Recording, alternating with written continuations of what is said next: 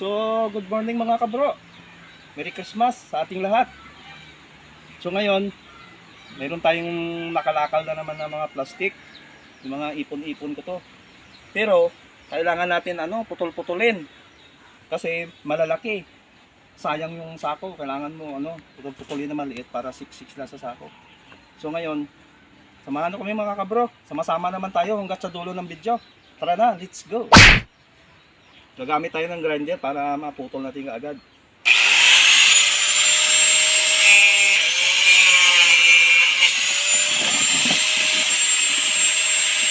Lutan ba ka?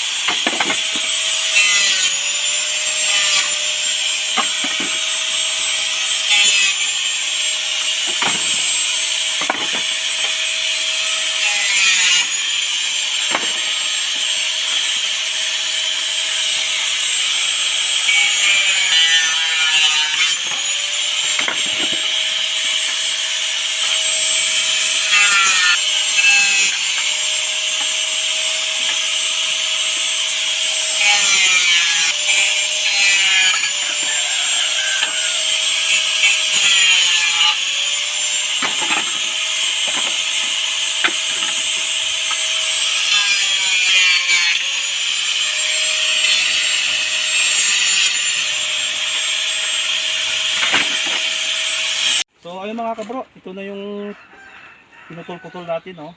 Ngayon, ilagay naman natin sa sako para pag makarami na tayo ng ipon, i-deliver naman natin sa junk shop. So, sama-sama naman tayo ulit. Hindi lumiit ko siya, oh. Kanina, ang lalaki. Ito, may hirap kasi ito. Ano, dito naman ito. Isang sako siguro to. Marami pa dyan mga plastic, yung mga naipon-ipon natin. Kailangan na natin i-dispose. Wala na tayong puhunan. Kailangan natin puhunan na. Yakult po, yung binabinito, di ba? Hindi yan. Yakult. Kailangan talaga saksakin, eh. Pag hindi maganda yung sarangkot, wala naman yung sakop. Maraming siksik.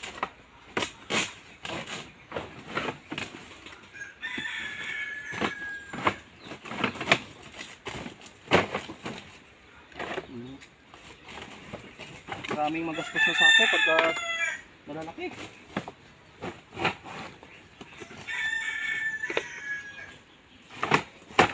Malilit tayo lagyan mo. Maliit yung saksak. Ito na lang sa ibabaw. Sa ibabaw natin ito pang takip. Ito, parang kunti pa lang yung saksak ko. Isang sako na. Puno na kaagad yung sako. Ang daming sako na gastos dito. Sayang tayo tumalsik, oh. Isang sako na tayo mga kabro. Dito na ubos yung mga sinaksak natin.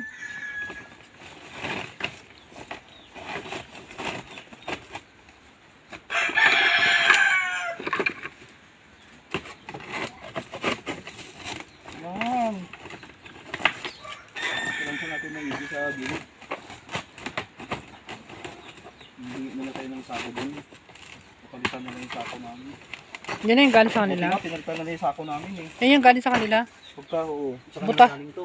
Butas naman. Mga butas, mga luma na. Yung sako namin, puro bago yun. Binili namin yun eh. May puhunan yun. Ganun talaga silang shop, hindi mo maiwasan. Papalitan yung sako mo. Isa nga, hindi na eh. Kahiyaan na lang. Pag hindi nila mapalitan eh. Ito, bapalanggana oh.